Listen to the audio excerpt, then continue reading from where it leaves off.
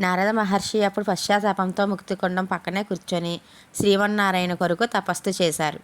కొన్ని వేల సంవత్సరాలు తపస్సు చేయగా దయతో శ్రీ మహావిష్ణువు విశేషంగా గరుడ వాహనం మీద కూర్చొని దర్శనమిచ్చారు. నారదుని వరం కోరుకోమన్నారు. తప్పుని క్షమించమని, పరిపూర్ణ నారద రూపాన్ని కటాక్షించమని, వచ్చేది కలియుగం కాబట్టి జనులందరూ దర్శనం చేసుకునే ముక్తిని పొందే విధంగా అష్టావతారంగా ఉండాలని వరం కోరుకుంటారు.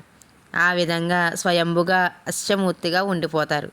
అదే మన శ్రీ సాతక భావనారాయణ స్వామివారి సన్నిధి.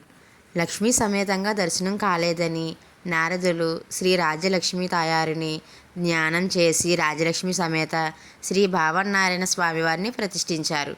లక్ష్మీదేవి లేకుండా ఎందుకు దర్శనం ఇచ్చాను అంటే, నారద మహాముని తప్పు చేస్తున్నప్పుడు ఆయన భావంలో ఏ రూపంలో ఉన్నారో ఆ రూపాన్నే దర్శనమిచ్చారు. నారాయణుడు అందువల్ల భావనారాయణ స్వామి ప్రకాశించాను.